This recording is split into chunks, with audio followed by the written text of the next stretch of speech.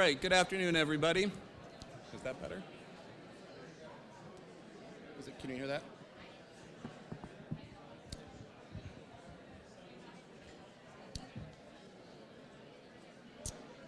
Can you hear that in the back? Can you hear that in the back? What's that? Okay. All right, good afternoon, everybody. Thank you all for being here today for the Marion County State of the County Address. Thank you to the City of Kaiser for hosting us today, and thank you to the Marion County Commissioners for making time for us. It's great to see everybody for such a great event here today. I'm Mike Keene, and I'm a shareholder at Garrett Heeman Robertson, and have the honor of serving as a SEDCOR board chair this year. We have a lot of visitors in the room today, so I'd like to tell you a little bit more about SEDCOR, which stands for the Strategic Economic Development Corporation, which is a nonprofit organization working with public and private partners to build up and diversify the Mid-Willamette Valley economy. SEDCOR's only focus is to grow and showcase economic development in Marion, Polk, and Yamhill counties by bringing together traded sector jobs and creating wealth for the local economy. Since 1982, SEDCOR has built and strengthened positive and productive partnerships with industry leaders, nonprofits, businesses, business advocacy groups, community organizations, educational institutions, state and federal agencies, local governments, and more. SEDCOR's mission is opportunity, and it is built upon the founding values to listen, be creative, act with agility, and build to last. This is done by thoughtfully cultivating relationships and working with partners across all these sectors to keep and attract high-value jobs and capital investments in the Mid-Valley. We do this by connecting people to resources and to other individuals. In a phrase, we know someone for that. We do many events like this, and they're made possible by our sponsors. SEDCOR would like to thank PGE for being our sponsor today and making this event possible. Thank you. And I'll hand it over to Teresa Haskins, past SEDCOR chair. Thank you very much.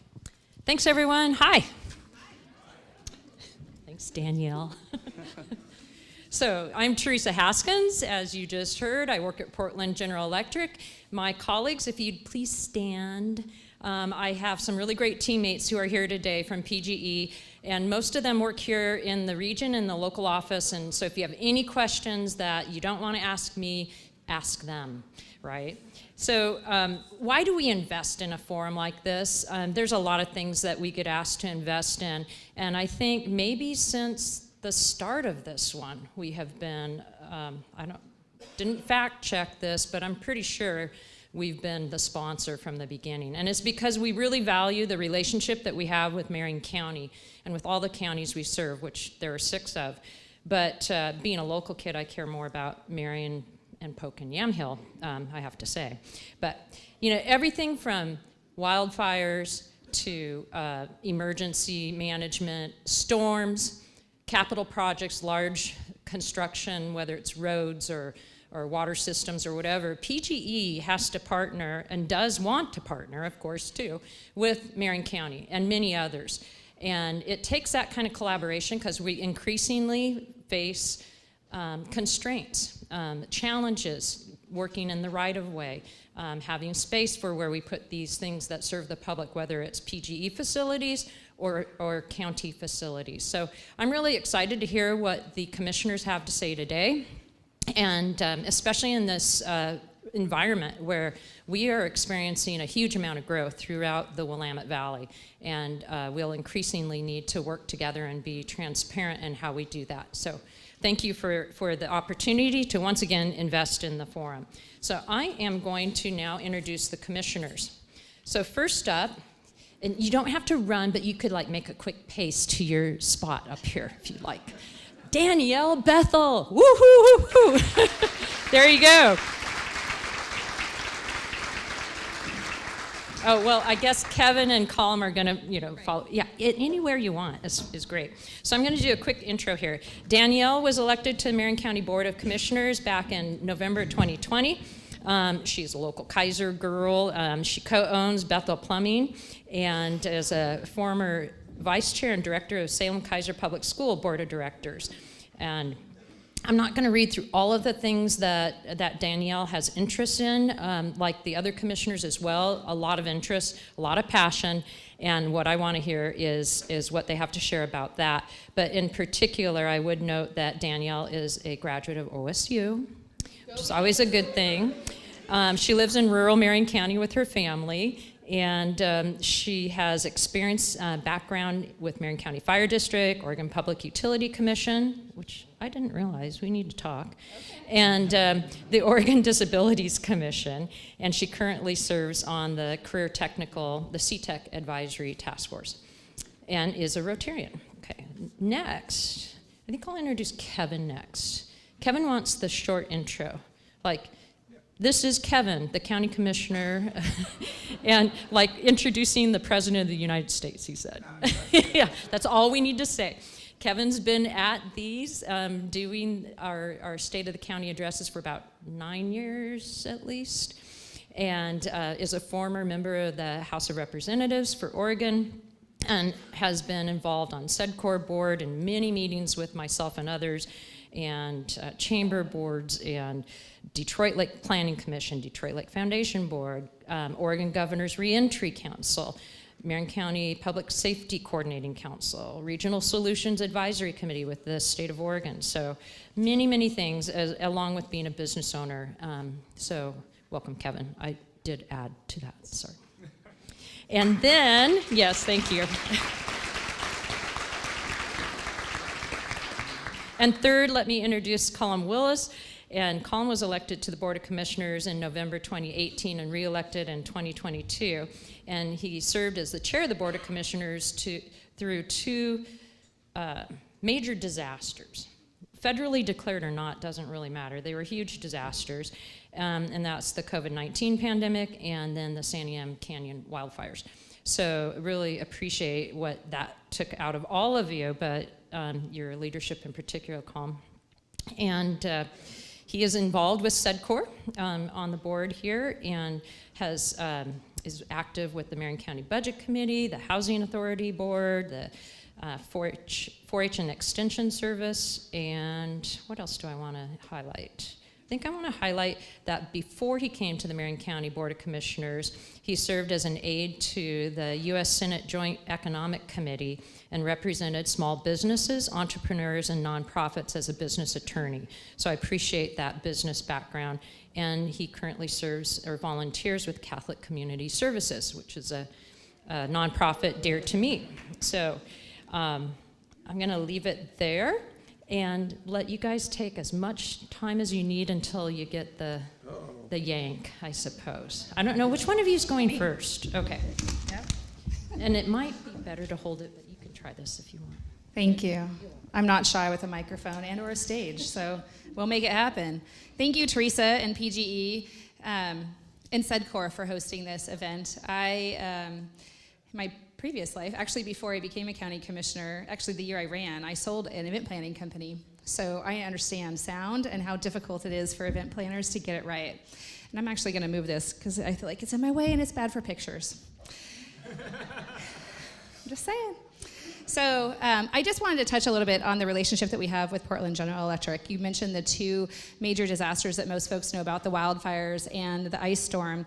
And Tony's here from Salem Electric and probably other utility providers in the community. But one of the things that I have learned most about being an elected official is that you're only as successful as the partnerships you have at arm's length. And we really do have a great relationship with Portland General Electric, also Salem Electric and others. My very first year as a county commissioner, the ice storm hit in February. So I was in that seat for like 35 days. And I was able to pull my community-based hat on as a chamber director and just kind of a grassroots advocate and get people's needs met And it was our partnership with PGE. We had folks like Teresa, Wendy Valise, others who were literally on speed dial for the commissioners and our team, responding all across Marion County, which was the epicenter of that ice storm. And I just want to say thank you again. And then we had another issue last year where, you guys, your emergency response team is very communicating and transparent with the challenges that you're facing. And I think that's important in a relationship, because if I don't know where your downfalls are, I can't come meet you there. And that's our job as a county and county commissioners, is to show up where our people are and make sure that we're filling that gap. And so I'm going to talk a little bit about the passions that I have and the work that I'm focusing on as a county commissioner. But before I do that, I just want to introduce and welcome and thank a few people that are in the audience. And first, I just want you to acknowledge that there's a lot more elected officials in Marion County than the three of us. So if you are an elected official that works in some facet of Marion County, would you please stand? Mayor Hoy, you should lead that way. Thank you.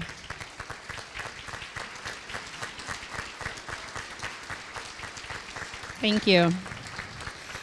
If you haven't had a chance to get to know the different elected leaders in your own community or your neighboring community, I would encourage you to do that, because we're all a giant neighborhood, and they're elected for a reason. They have a passion that you might connect with, and they can help you over and out to whatever that connection looks like. If you work for Marion County, would you please stand?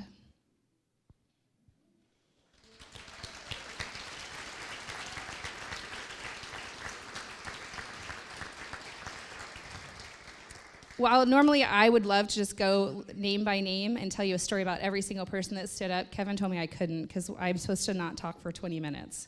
So I'm going to limit that. But I also just want to mention that Betsy is here from Senator Merkley's office. I'm sorry, you probably just took a bite at food. I appreciate you being here. Who's here? Fritz is here. Fritz Graham with Congresswoman Salinas' office. I almost got that wrong, but I'm quick on the fly. Fritz used to work for a different person. We love Fritz in Marion County.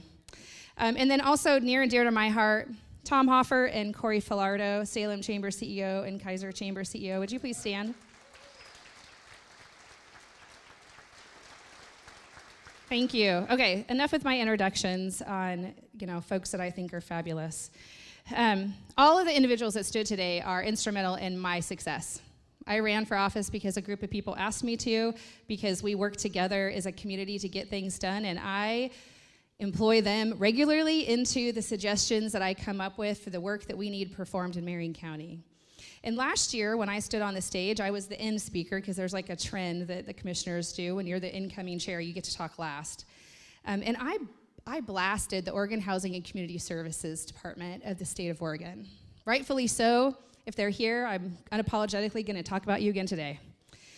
Oregon Housing and Community Services was gifted $150 million in the 2021 legislative session.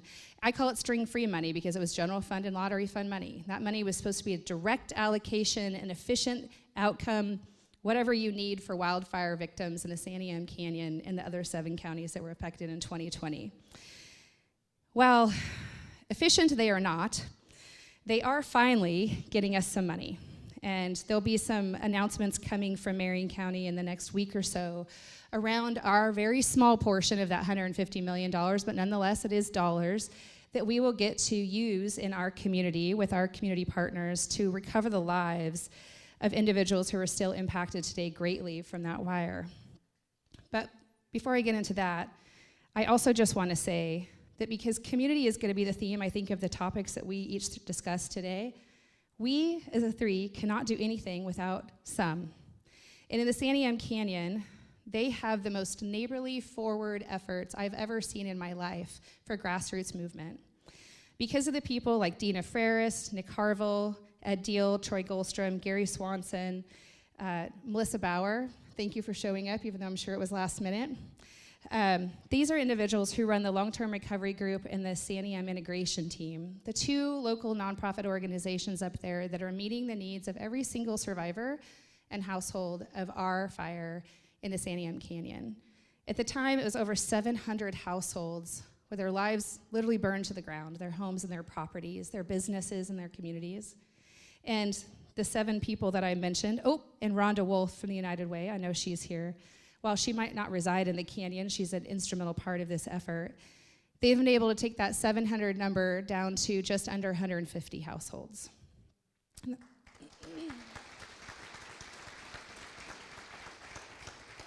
If you could imagine what it's like to wake up one morning and realize your entire world is ripped out from underneath you, and then the government says, we're here for you, and then they don't show up, you don't know what to do. And Marion County is really good at showing up. I talked last year about how Marion County Board of Commissioners wrote checks out of their general fund and deployed staff out of random departments to show up. And when they showed up, the community met them equally with just as much force to say we're here. And we're still here today. And while we're still navigating those 150 households, whether they're landowners or renters, they're still seen every single day because of those individuals and the full breadth of Marion County government behind them. I'm really excited for what's to come, and I'm really, really proud of this work because it's consumed my daily life since I've become a commissioner and before. We have a really stellar team in Marion County that really believes in every citizen and every household, and I believe in the real version of equity, which is meeting people where they are and not segregating them based on their need, and that's how we're running our recovery in the Santiam Canyon. So I hope that within the next 2 years, we're gonna be really successful at getting households completely home, and that'll transition me into the next concept of housing. We have a huge housing shortage in Oregon, a huge housing shortage in Marion County, and housing is a passion of mine. The Board of Commissioners doesn't really believe in warehousing. We believe in giving people a quality of life in the space they want to live in. And so I'm adapting some type of a model to make sure that when housing is developed in the areas that I can control or with the partners that can control the city environments that we work with, to make sure that we're providing housing development opportunities so people can really invest long-term in this community through a lived experience of their own that actually contributes back into the community and gives them a leg up. I call it an escalator. Some people enter that escalator at the base level and some people a little higher. Through equity, we want to meet them where they are and make sure that they can be successful in their life how they see fit. And so we're working on some creative housing programs throughout the county with certain partners to see what we can come up with to really make Marion County a livable, welcome environment for folks who want to live here. One of those opportunities will be in Mill City in the future, where we were able to purchase the largest swath of available land. Initially, it was for wildfire survivors, and it still will be as the priority. But as Melissa's team is fast-paced through this environment of getting folks rehoused, that 700 has dropped significantly. And so now we have to pivot into the community to say, what do you want to see in your neighborhoods as far as housing? We have an opportunity within our grips that we can reach for and be successful with today. And so we'll be working through that over the next months as to what that 15 acres in Mill City will look like for housing. And we'll specifically lead that from the Marion County lens, which makes sure that the local level participants, the citizens, the neighbors, and the council are part of that process. And we'll partner with the Marion County Housing Authority, because our goal at the end of the day is workforce housing. I keep looking at the Ferrises, they're sitting over here to my left. And, you know, timber used to be the thriving space of the Santiam Canyon, and for a variety of reasons, it's gotten smaller and smaller. But it's still the forefront for us, because there's still people who believe in it, we believe in it, and they need a workforce that's healthy and thriving and available for them to keep producing the really great things like mass plywood paneling that are coming out of their innovation labs up there. So housing is something that's super important. And we talk to our cities. We have 20 incorporated cities in Marion County on a regular basis as to what that looks like for them and how do we support them. Through the Community Development Block Grant program that we have, we're always looking for opportunities and deploying funds into the local communities to be successful there. I'm going to transition into behavioral health, and then I'm going to wrap it up, Commissioner Cameron. Behavioral health is a really big deal, and depending on how you come at it or your understanding of it, it can be really positive or really negative. Today I'm going to talk about the positives and let somebody else talk about the negatives. Behavioral health is mental health and addiction health treatment. And for those of you that know me, know that I come from a background of being immersed in this system. My mom had chronic mental health issues, and I grew up through the Marion County health system because of her. And I saw firsthand how government oftentimes thinks they know what's best for individuals without actually asking them what's best for them.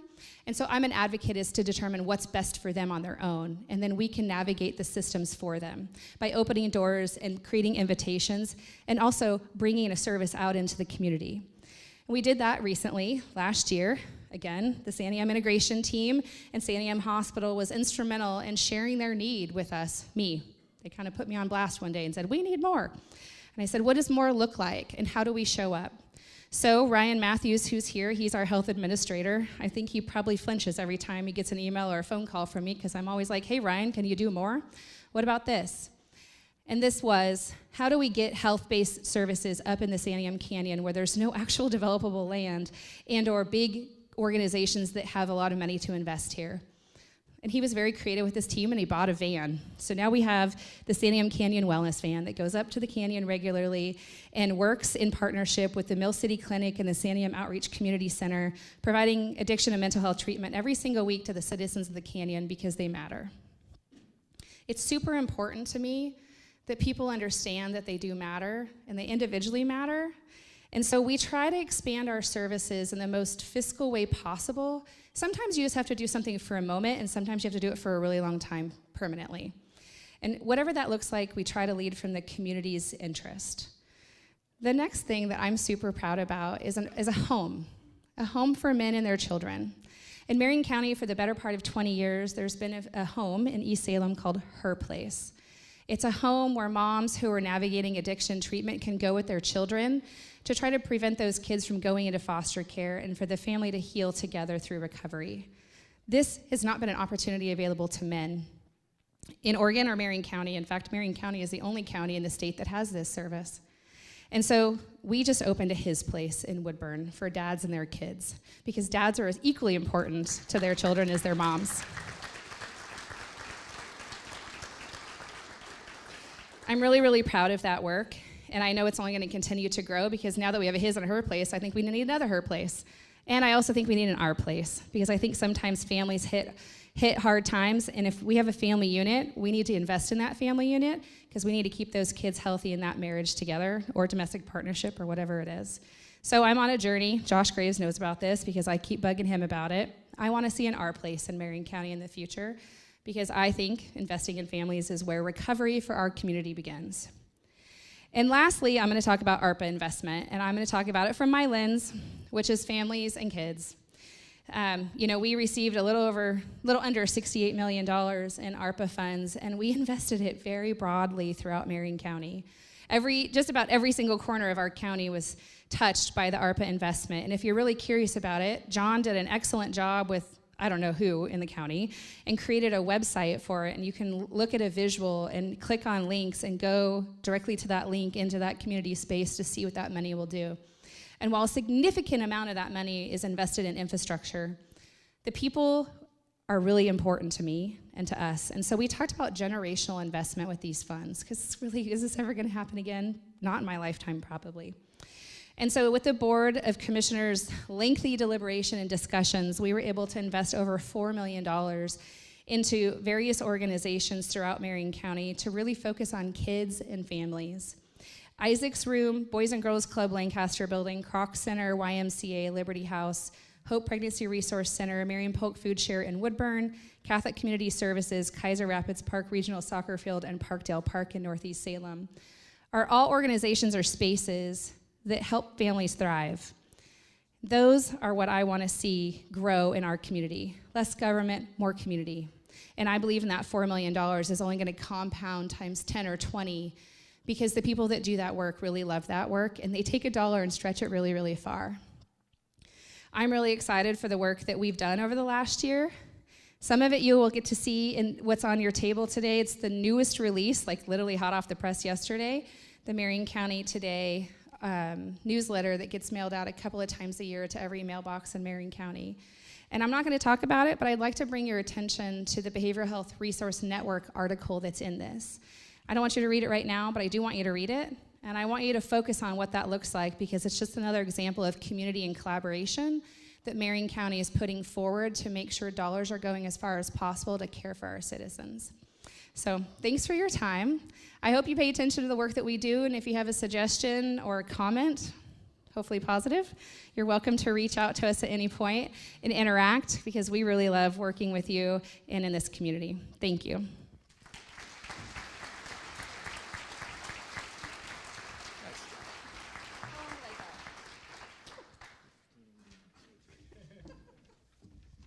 I'm the gatekeeper of the group, I guess. How long did I go? She said. We're supposed to be at 7 minutes, but... That's not true. Oh, okay. So a couple of things I do want to mention, especially that Danielle was the first one up today. Today is International Women's Day, and I want to recognize that today, and for all the great work that we do together, men and women. And I just wanted to make sure I did that. I always mention Sam Brentano, but today I'm not going to mention him because he's not here today. So he always likes it when I do, but I'm not going to mention his name today. So if any of you see him or talk to him, tell him I did not mention him in my speech today. And then the other thing before I get started here is I want you to look at really close at this cover of these bales. It's not MJ, it's not Mary Jane, it's MC, and those are bales of trash, right? Somebody already asked me, one of these smart Alex over here, so are those bales of meth? I said, no, it's trash. So I want to make sure that I'm using this stage today to set the record straight, that even as this is my 9th State of the County conversation, I'm not too old for this job.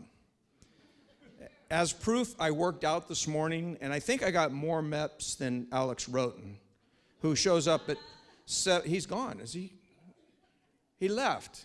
See, he's so weak anyways. He works out at 7. Sometimes we meet each other, and we're called the junior hires because we goof off so much. But as long as I'm healthy, and as long as I can keep up with my grandsons that are 7, 6, and 4 years old today, I'm going to continue to serve in this position. So today I'm formally announcing that I'm not running for Secretary of State, I'm not running for governor, and I will continue to serve as your Marion County Commissioner as long as I can to help fight this fight that we need to fight of things that are going in the wrong direction in this state. And you'll hear a little bit more about that as I go forward.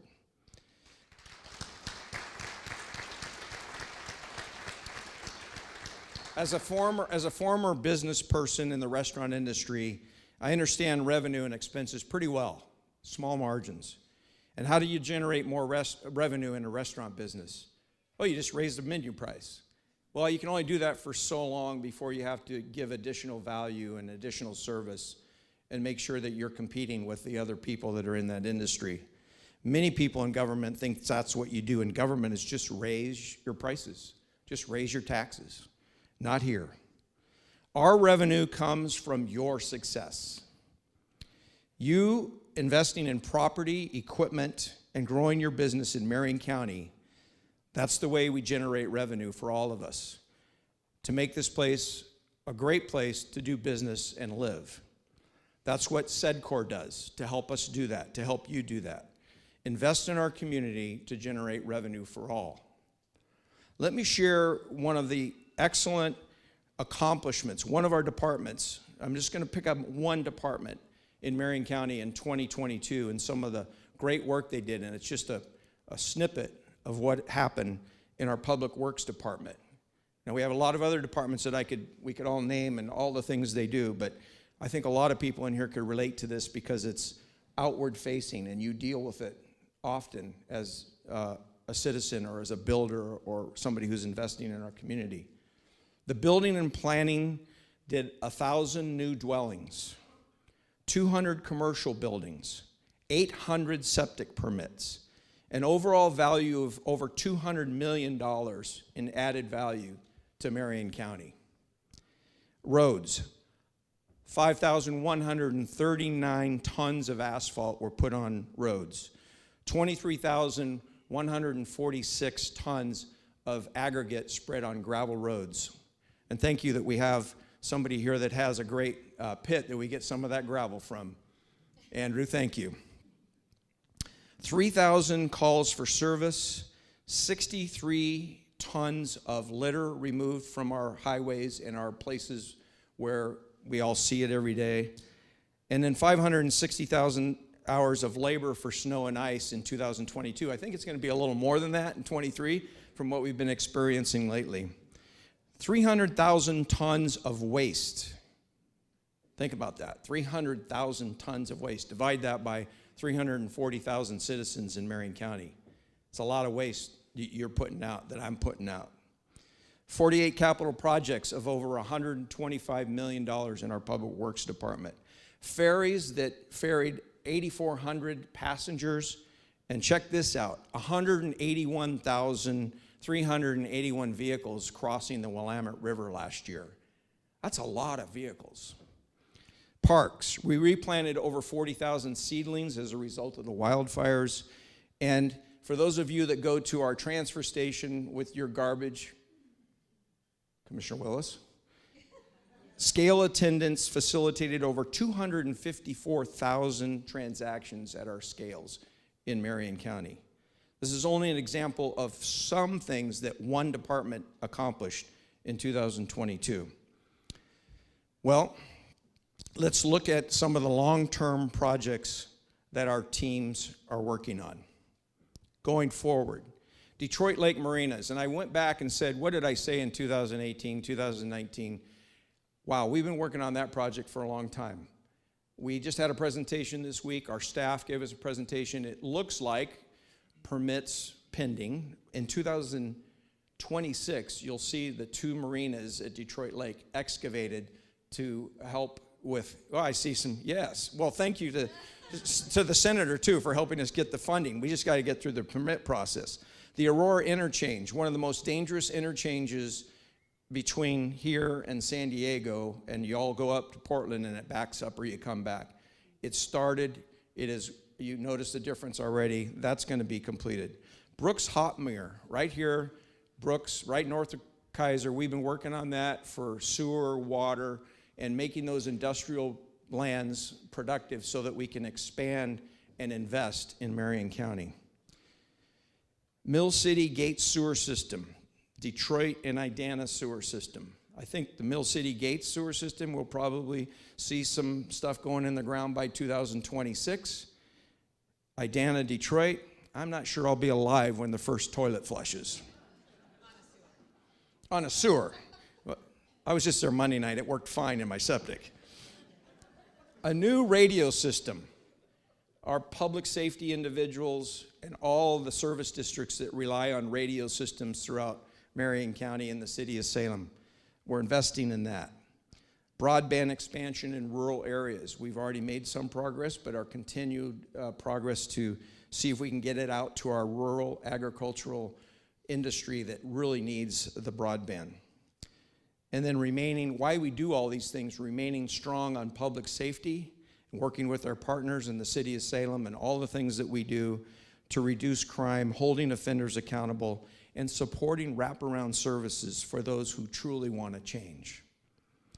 These are only a few of the long-term priorities and projects that we are focused on. And we have a great team in Marion County in all our departments, and I want to acknowledge the 1,700 employees that make it all happen. Thank you.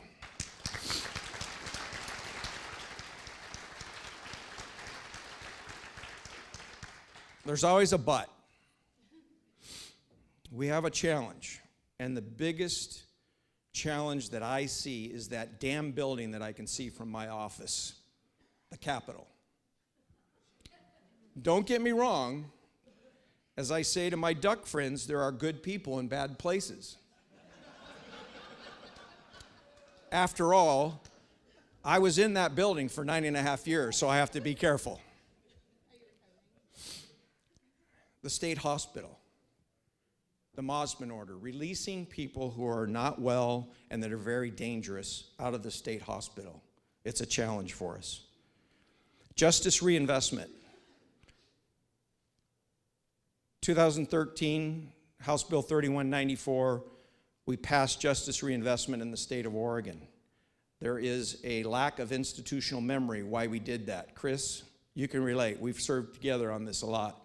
Undersheriff, Kevin, you know about this. We have to go over there and remind people that if you want us to divert from prisons, you've got to invest in justice reinvestment.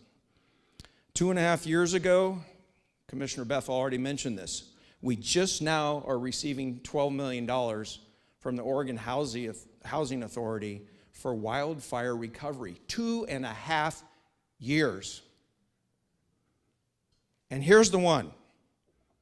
I just testified on this yesterday, but Senator Deb Patterson's bill, Senate Bill 488, to put a wrench in our environmental services program by making our waste-to-energy facility go away. Even when overwhelming support from people in Marion County to support generating electricity out of our waste system versus putting it in a landfill. Her testimony about the bill yesterday, I couldn't believe this. Quote, out of 100 people in her church she pastored over 10 years, 30 died of cancer. How could you not support her bill with these facts? I do have sympathy for people who die of cancer. My mom, my fiance's dad, 2 of my grandparents, and many other people that I've known and you've known. But you don't do that because of a waste-to-energy facility. You don't blame that cancer on that facility. I'll settle down. I usually don't get like that. But that building is a challenge. The state of the county is not facing, quote, emergencies, unquote. But we are threatened. And like the frog that gets in the pot of water when it's cool, and you slowly turn up the temperature, and it doesn't jump out and it dies because it boils to death. That's what we're facing. As President Ronald Reagan said, Washington, D.C. is a city surrounded by reality. I say Marion County is a reality surrounding a capital that needs us to help it look outward.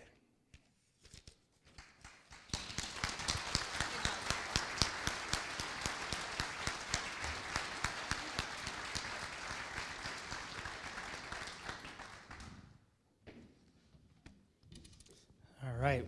Well, I just want to say, first of all, thank you for all being here.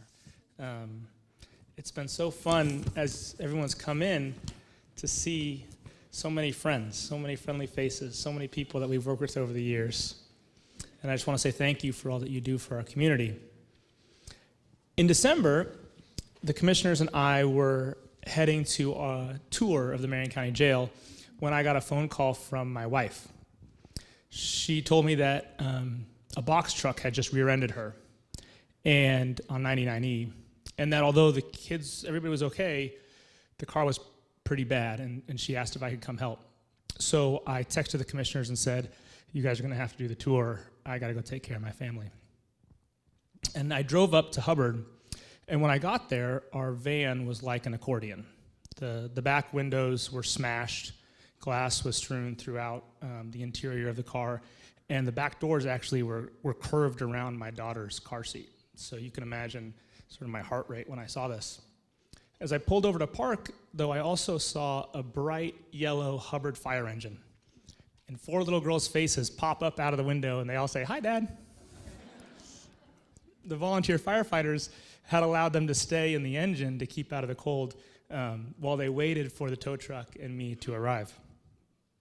And in that moment, my heart rate went from about 200 to 50 because there were volunteers in this community who were taking care of my family when I wasn't there to take care of them.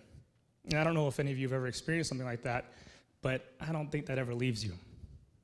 Those volunteer firefighters could have left once they knew that everybody was safe and okay. They didn't have to let a bunch of kids they didn't know crawl around in their workspace. Frankly, I'm not sure I would have let a bunch of kids I didn't know crawl around in my workspace. But that hospitality they showed and that warmth is what makes Marion County special. Here in Marion County, when something goes wrong, people don't say, somebody should do something about that. Instead, we say, I'm going to do something about that. And this may seem like kind of a simple thing, but it's actually the essential thing.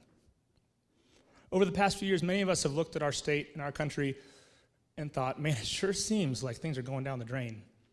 And they have been. But many of you also have said, it's my job to do something about that. And you did. And just that little bit of courage can be contagious. When one of us says, I'm going to do something for the good of my community, it inspires the rest of us to do that as well. And this past year showed everybody what Marion County was all about. The Boys and Girls Club just opened on East Lancaster. And that was the site of the Epping family's home. Sean and Gary, their family, donated that land. And Sue Bloom, God bless her, she drove us all to give money. And as a result, there's this beautiful new facility that's available to kids in an underserved part of our community. There's a new YMCA downtown Salem, just a couple blocks from where we work. And there are social services now available at that facility to people from all backgrounds and all different economic statuses. This new facility, as you all know, is a brainchild of Dick Withnell and Peter Courtney, and the rest of us just got out of the way. Up in Detroit, you can still hear the sounds of the saws and the hammers as people continue to rebuild after the fire. And a coalition of small businesses here in the community got together. An individual donated the old high school gymnasium, and these businesses donated materials and work and labor, and they just gave the city a brand new city council hall, a community hall, and fire engine bays for that city. It was all just given to the city and to the people who live there. In Brooks, the garbage haulers, this year they invested and built a brand new state-of-the-art material recovery facility to improve even more on our recovery rates here in Marion County so that more of our garbage can be put to beneficial use. In St. Paul, the fire department built a fuel storage facility so that, God forbid, if another disaster strikes, they will have enough fuel for their emergency responders and for their generators. And all these projects, as you know, come on top of the Union Gospel Mission that was privately funded and built and opened in 2021. The government didn't do any of these projects. Instead, we did what we ought to do, which is to get out of the way and to support our community that's already flourishing around us. The investment in this county by the people who live here is incredible. And what's so wonderful is that as commissioners, we don't have to convince our constituents to invest in the community. The constituents are leading us. We just have to roll up our sleeves and to get to work next to you all. And we are. As Commissioner Cameron and Commissioner Bethel said, in the next few years, you're going to see a whole bunch of projects come to fruition that have been dreams. The Donald Aurora Interchange will be completely rebuilt. That funding is now secure. Brooks is going to get an entirely new water system so that community can continue to grow. We're finally implementing the schedule, as Commissioner Cameron said, for the sewer system. That's going to be done within 4 years in Gates and Mill City. Not only is that going to allow the community to rebuild, but there's going to be new residential and commercial spaces that weren't possible before the fire as a result of that. We're going to rebuild the radio system for our first responders. And we're in the middle of constructing a new health building that will open this fall that will make our public and behavioral health services more accessible than ever before. We're bringing 50 new jail beds online this summer to address rising crime in our community. And as Commissioner Bethel just said, we also just welcomed the first residents into our His Place home, substance abuse recovery house for dads with kids. And we're partnering with United Way, thank you, Rhonda, to expand their safe sleep facility so that women in our community living on our streets don't have to be afraid of being assaulted when they go to bed at night. Over the last few years, we've focused on crisis recovery and response. And it was good work, and we were proud to do it. But I'm excited that looking at the next few years, we're going to be working on building spaces and places that have never before existed in our community, and they're going to have a transformative impact. And this is a community that's worth investing in. Marion County is a young community. Our average age is younger than the state as a whole. And we're a growing community. Over the past few years, every metro area county, the Portland metro area, has lost taxpayers. But we haven't. People have been moving into Marion County. Our median income has been growing, and our poverty has been declining. The number of people living in poverty has gone down 5% during the last census window. and we have the third most diverse economy in the state of any county. But as you heard, we do have some serious challenges. And Commissioner Cameron touched on this. I'm going to go a little bit more in depth. The dysfunction at the state hospital is a serious threat to this community. You've already probably read all about it.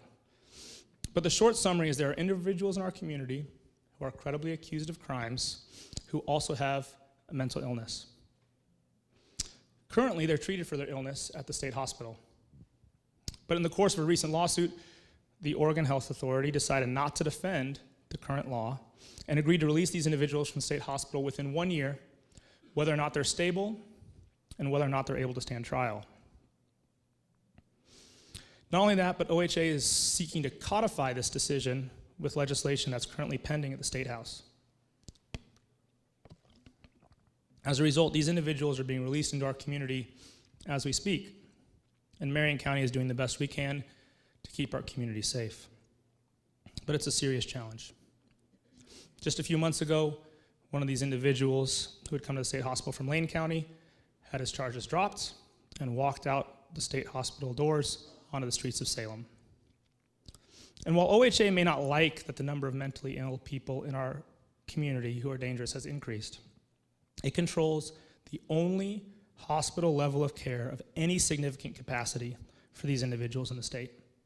Caring for these people is OHA's responsibility. There are almost no secure residential facilities that will take patients accused of violent Measure 11 crimes in our state. And OHA knew this when they agreed to this disastrous policy.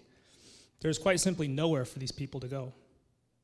And what's so infuriating about the situation is that our income tax dollars are still paying OHA's $30 billion biennial budget. But overnight, OHA just decided not to provide adequately for those mentally ill individuals in their care. And while the need for the state hospital services has increased, and while OHA's budget has ballooned, the state hospital has actually decreased the number of beds available over the last 20 years. The other day, I was driving my 5-year-old, and unfortunately, due to the nature of my job, she overhears more than she should.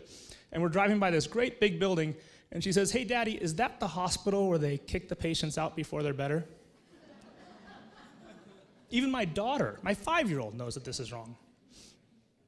If OHA doesn't resolve this situation soon, people in our community will be harmed. It's not a matter of if, but when. So although I don't normally do this, I'm asking you to call, mail, email, talk in person to your state legislator, the governor, OHA, and beg them to do the right thing and ensure that the individuals accused of crimes who are the most dangerous have a secure healthcare facility to go to before they're released from the state hospital, if they're not well enough to stand trial. In the meantime, our sheriff's deputies, our local police, our district attorney, our deputy district attorneys, our judges, our crisis center, and our health department will continue to do everything in their power to keep all of us safe. It may not be their fault, but unlike OHA, they take responsibility because they're from Marion County. The other day, I was at a Rotary meeting, and I saw Rich Davis is here. I'm going to embarrass you, and I apologize. I didn't even tell you. Well, I told you as you were walking in. It just struck me. We're in this meeting, and Rich at the end of the meeting, kind of like off the cuff, it says, "Hey, I noticed that the parking bumpers at the Heritage Center, the paint's peeling, they're looking kind of shabby. So I'm going to go out and power wash them, and then I'm going to paint them." And somebody else in the meeting is like, "How many are there?" "Oh, 8. And somebody else is like, "Well, you can't use a roller, you know. You got to use a brush." And Rich is like, yeah, okay, I'll use a brush. I think it's going to take about 4 hours. I think I'm going to go out this weekend if anybody wants to join me. And I was leaving the meeting, and I was thinking, you know what's so remarkable about that conversation is how unremarkable the people who were having it thought it was. It was like totally normal for them. We have people in this community who it's totally normal for them to think, I'm going to go fix the peeling parking bumpers at a facility I don't even own. Because it's important to our community. It's important to the people who live here. There's this sort of unstated theme of the conversation, which is it's our community and it's our job to protect it. And conversations like this happen every day all across Marion County in schools, churches, small businesses, civic organizations. And although unfortunately, now that I'm a grown-up, I have to realize this. There's no superheroes in real life. This community's had a pretty awesome 180 years, just with ordinary people like you and me coming together and trying to do what's best for the place we call home. And I'm convinced that our country's in a rut right now, not because our system of self-government doesn't work, but because we've had some loud voices telling everybody not to take responsibility, not to trust self-government. They've told everybody to stop participating. And unfortunately, too many people have listened to that.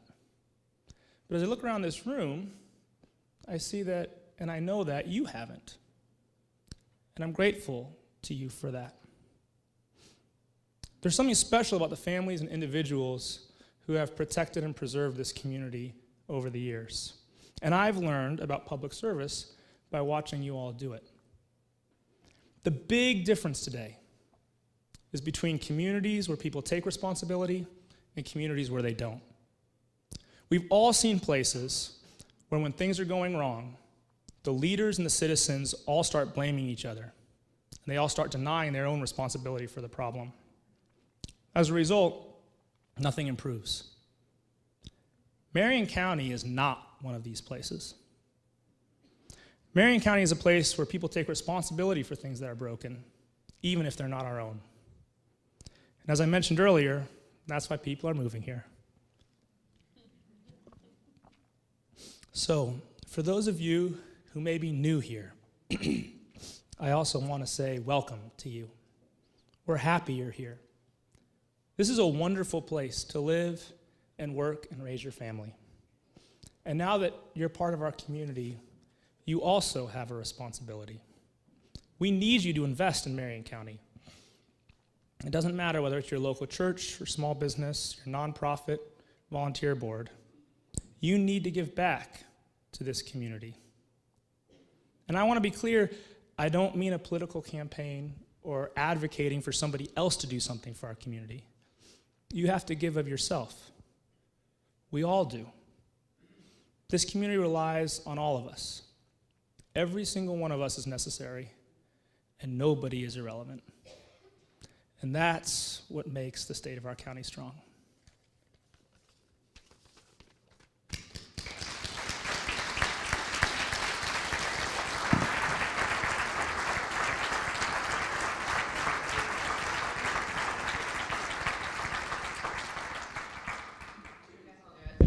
Do you want us to do question and answers? It's 1:06. I don't know what time this shindig's over. Great. Eric says yes. So stand up and yell the question if you have a question for us. Oh, I thought Tom was going to be the first. Or John's going to run. He's young and fit. John's got a microphone. Nobody really? Oh, perfect. Tim does.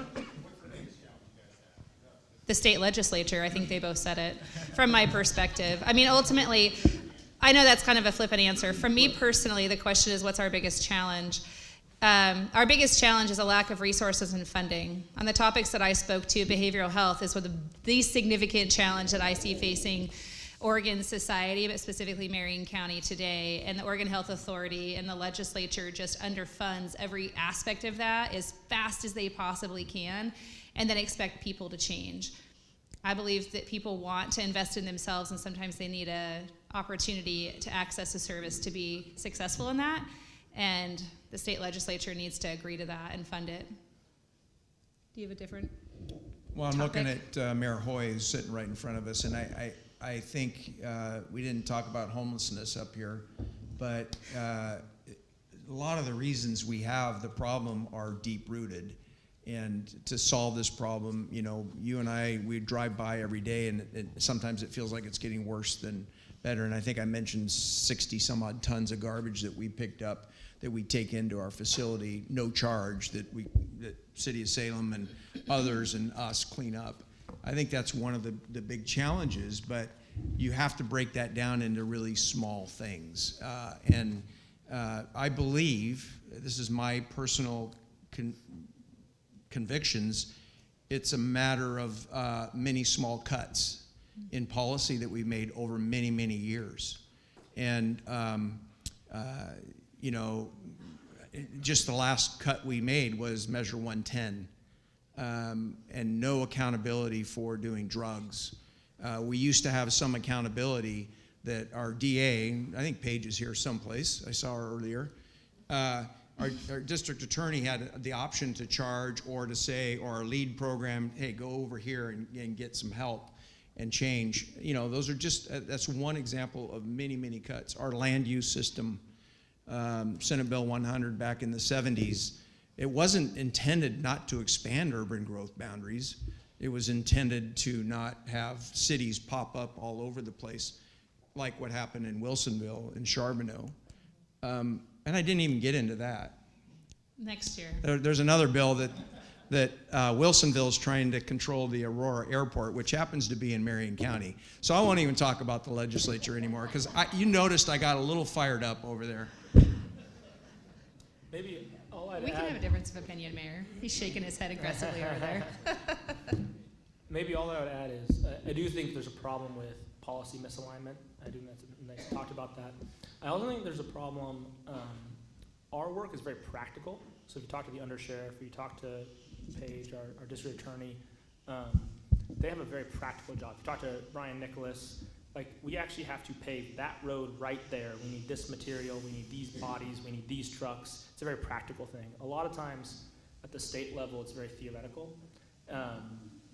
They're not held accountable for the outcomes on the ground. And so I think sometimes you can have folks advocate for and enact policy that's just simply impossible for us to implement, or in fact makes it hard for us to actually do what we need to do to protect our communities. So there's sort of two different problems. One is policy misalignment, and the other one is just sort of having a whole body of individuals that never actually do the practical day-to-day work of government. And Tim, there's so many challenges. I don't know what the biggest one is. We do so much work in so many places. I was just in Medford on Friday for a ONC Timber Counties meeting, and the ONC Timber Counties won a lawsuit a few years back against BLM. And whenever an environmentalist wins a lawsuit, the federal government reacts very quickly to it. We haven't even had any reaction to that. So, you know, there's just all these little challenges, and you think about anything that we do comes from a natural resource. Look at around you; it's all natural resource based. And when you crush and limit natural resource, sustainable harvest of natural resources, you crush the people that are around you. And think about it. Most of us in this room are going to be just fine when we drive out of here today. But as we have these policies that create that drive the price of gas up, or that say, hey, no more natural gas, we make it harder and harder. I heard a stat the other day on the radio that 40% of high school students have thought about suicide, and they don't see hope. So I remember when I was that age, and you know, it was just a struggle because you're going through this stuff, and how can I ever be like my parents and have a house and all those things? So we're just making it harder and harder.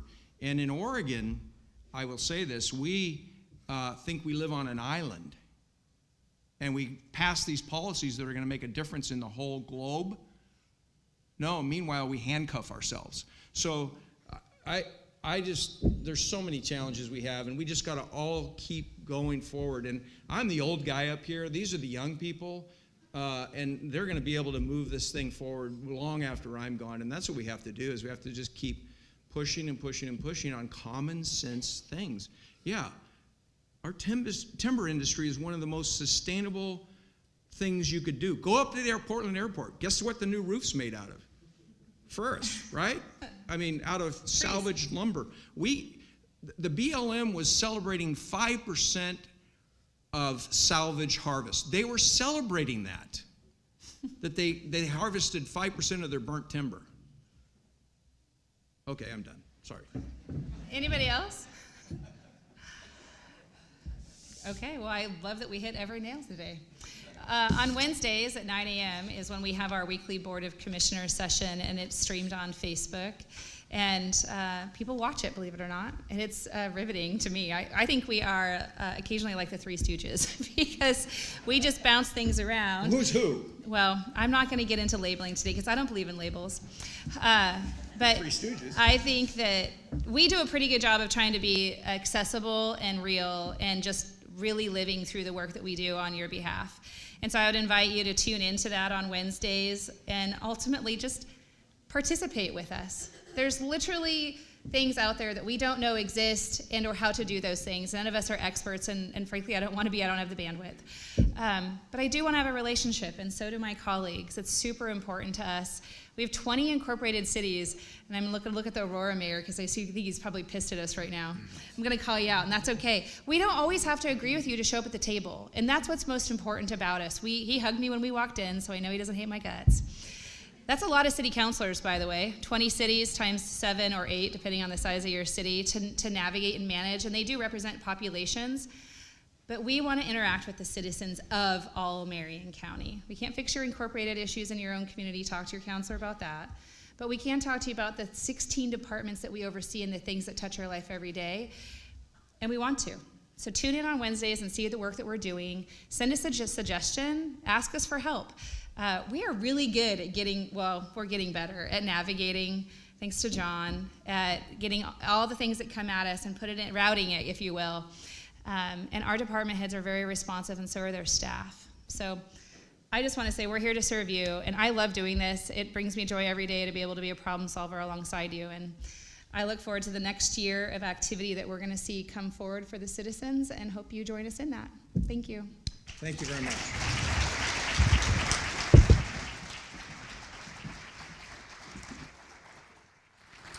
Thank you very much to the commissioners for joining us today and not only providing the program, but also for your ongoing leadership and work with the businesses and the residents of Marion County. So we appreciate your work.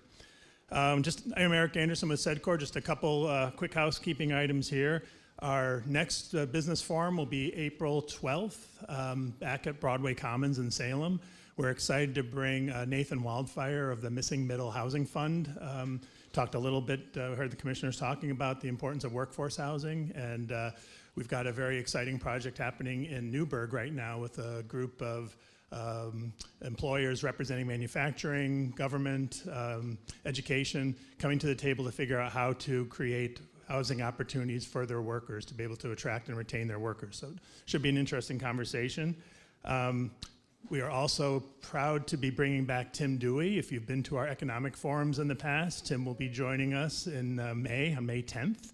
And we just signed that deal this morning. So but we'll be looking for that. He always gives us a really good idea of what's going on in the world and how Oregon fits into it and how our region fits into that as well.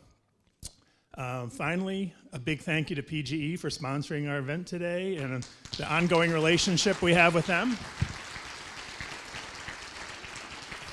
We get to do so much good work with Portland General Electric, and it's just we can always count on them to be part of what we do at SEDCOR. So thank you very much. We appreciate all of you showing up today and coming, and thank you. Have a great afternoon, and we'll see you soon, I hope. Take care.